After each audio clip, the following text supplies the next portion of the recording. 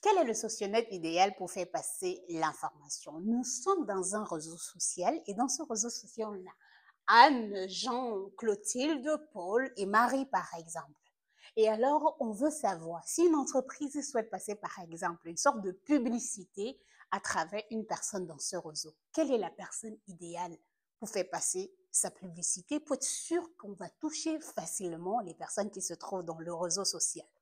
Plus encore, comment savoir si vous êtes le malchanceux? Je dirais plutôt, ça veut dire que si quelqu'un partage son information ou ses informations à travers le réseau, ça va directement passer par vous. Vous êtes parfois obligé de voir tout ce que les gens publient sur le réseau parce que vous êtes peut-être cette mauvaise personne-là, ou plutôt de l'autre côté, si vous allez être la personne qu'on va choisir pour la publicité, la bonne personne. Aujourd'hui, j'utilise les mathématiques pour vous montrer comment cela se calcule. Mais avant de commencer, j'ai lancé le challenge, ou du moins, il y a eu un concours la dernière fois, mais on n'a pas eu de gagnant cette fois, juste parce qu'il n'y a pas vraiment eu de personnes qui a trouvé la réponse qu'il fallait associer à l'heure du décès. Je vous donne un autre challenge à la fin de la vidéo. Restez jusqu'à la fin. Allons-y. En mathématiques, on a la théorie des graphes. La théorie des graphes représente un peu une sorte de connexion qu'on retrouve entre les membres d'un réseau. Voici un graphe. Et on parle souvent de graphes connectés lorsqu'on est capable de partir, par exemple, d'un nœud qui est une personne ici, aller dans un autre nœud sans problème. Maintenant, dans cette théorie, il y a deux choses qu'on va calculer. Il y a d'abord celui qu'on appelle on va dire l'excentricité. C'est un peu comme si on était en train de reculer. Donc, je vais calculer la somme des distances qu'il y a entre chaque nœud et tous les autres nœuds. Donc, si je me place par exemple sur ce nœud, prenons celui-là, le nœud, je vais l'appeler l'excentricité par exemple de J, c'est comme je calcule la somme de toutes les distances, les plus courtes distances. Là, il faut le rappeler. Je fais la somme des plus courtes distances et maintenant, la proximité de G est l'inverse de cette somme-là. Donc, allons-y. Alors, il y a la formule. La formule, c'est comme je calcule la proximité d'un nœud que je vais appeler N, c'est égal à l'inverse de la somme des distances, par exemple, de ce nœud-là que j'ai appelé N jusqu'à tous les autres nœuds du réseau. Je dis par exemple Y sur tous les autres nœuds du réseau. Bon, pour faire de façon pratique, ça c'est les équations mathématiques compliquées. Donc, expliquez ça de façon pratique ici. Le nœud G, par exemple, je cherche la somme des plus courtes distances. Arrêt, ça se dit comme ça. Bon, je vais parler de distance pour être plus simple. Si je veux partir de J pour aller à P, à A, à C et à M, quelles sont les plus courtes distances? Et je compte ceci, une distance comme ça, c'est compté comme 1. Et aussi, il faut expliquer, j'ai des doubles flèches. Une double flèche, ça veut dire qu'ils sont amis. Et quand il n'y a pas de double flèche, ça veut dire par exemple que J suit juste C, et C suit A, C suit M. Et donc, quand j'ai cette relation, ça veut dire que M et P sont des amis. Bon, les amis sur Facebook, comme vous le savez. Donc, par exemple, celui-là, ça veut dire que vous suivez la personne, un peu comme ce qu'on a ici sur YouTube, où vous me suivez. Donc, calculons par exemple l'excentricité, je note E de J. La distance de J à C, par exemple, c'est 1. De J à 1, le plus couchement de J à A, c'est 1.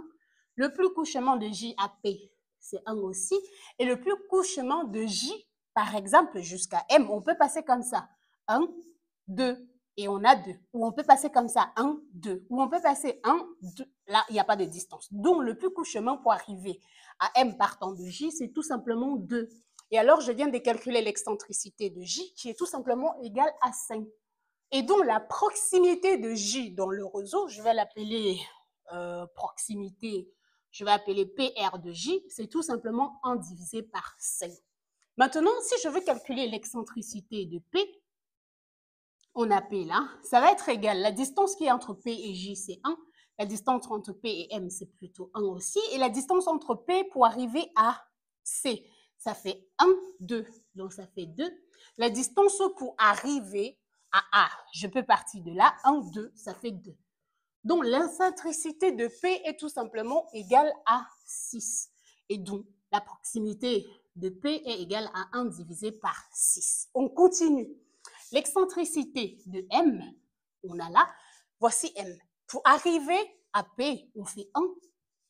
Pour arriver à J, on fait 1, 2. Pour arriver à C, je ne peux pas partir comme ça, mais je peux faire 1, 2, 3. Là, ça me fait 3. Pour arriver à A, je vais faire 1, 2, 3. Donc, ça me fait 3. Donc, en gros, l'excentricité de M est tout simplement égale à 9. Donc, sa proximité de M égale à 1 divisé par 9. Maintenant, si je calcule l'excentricité de C, on peut calculer là. De là à là, ça nous fait 1. Là, ça fait 1. Là, ça fait 1. Pour arriver à J, bah, je ne peux pas partir comme ça, donc je fais 1, 2. Ou je peux faire 1, 2, 3. Bah, là, ça, c'est plus long. Donc, le plus court chemin, c'est 2. Et pour arriver à P, je peux faire 1, 2. Donc, ça me fait 2. Et donc là, ça fait 6. Donc, la proximité de C est tout simplement égale à 1 divisé par 6. Donc, on peut dire que P a exactement la même, C a la même proximité que P. Maintenant, allons dans le dernier cas. On veut calculer l'excentricité de A. De A, c'est tout simplement égal. Regardons les distances. Là, on a 1. Pour aller à J, on a 1. Pour aller à C, bah, on est obligé de faire 1, 2. Donc, ça fait 2. Pour partir de A jusqu'à P, ça fait 1, 2. Ça fait 2.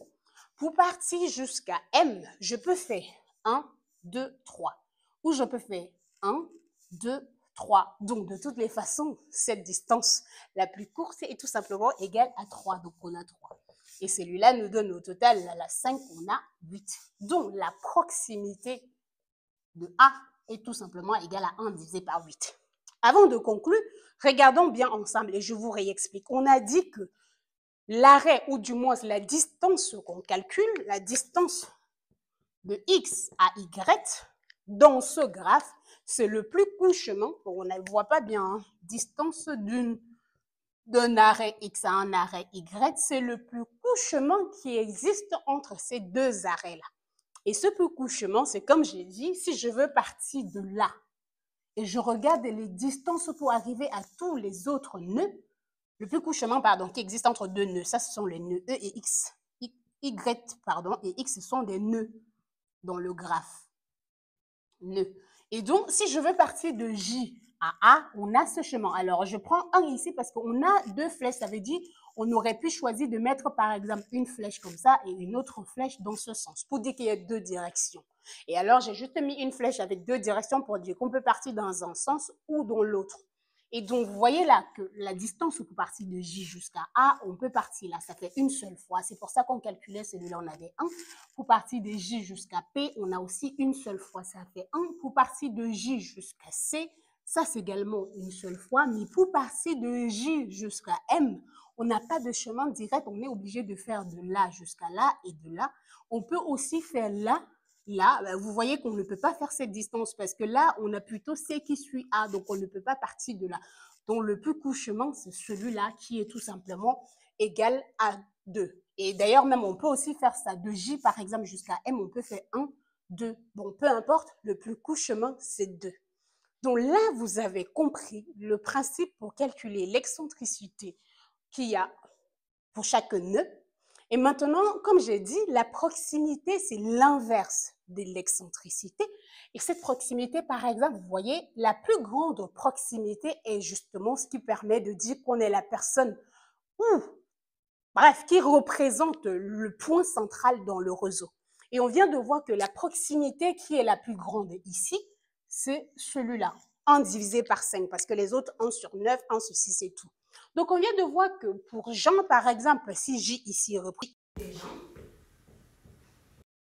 proximité des gens est plus élevée. Ça veut dire que Jean, par exemple, si une entreprise veut demander ou trouver quelqu'un qui va faire passer l'information assez facilement, ça peut être également les politiques qui ont envie de faire passer des infos assez facilement. Alors, la personne idéale dans ce réseau est tout simplement Jean. Parce que quand on va avoir une information, étant donné que Jean a la proximité la plus élevée, l'information va très, très facilement circuler à travers Jean. Ça aussi, ça veut dire que si Jean partage une information, tout le monde va être facilement au courant de cette information dans le réseau. Et donc aussi, il faut rappeler que le principe ou le fonctionnement justement des réseaux sociaux pour se dire quand Jean ou quand P va partager une information, au lieu que l'information va par exemple, non, prénom C, quand C va partager une information, au lieu que l'information va directement par exemple à C, est-ce qu'on va prendre C?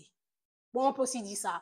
Bon, on peut dire quand même que dans ce réseau, c'était beaucoup plus facile parce que si je prends C en disant C partage une information, lui va être au courant, lui facilement va être au courant. Mais ce que je veux dire, c'est que quand C va partager une information, J, l'information va passer assez facilement par rapport à J avant de partir là. On peut aussi dire que l'information passe par là avant de partir. Mais comme C est plutôt en train de suivre M et M est ami avec P, ça ne va pas être comme ça.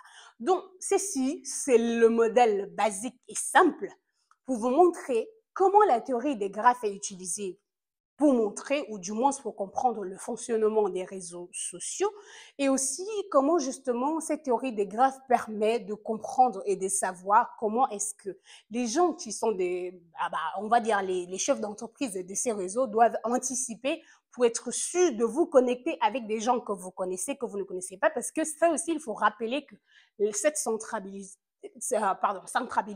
ou du moins cette proximité ou excentricité, permet à un moment donné de dire, OK, est-ce qu'on va vous suggérer des amis ou pas? Si on arrive à trouver que la proximité que vous avez avec 2, 3 personnes dans le réseau est beaucoup plus court et pourtant cette personne-là est amie avec d'autres, on peut vous suggérer des amis à partir de là. C'est comme ça que les réseaux utilisent ces liens pour vous suggérer des amis que vous voyez à chaque moment parce qu'on a utilisé le lien.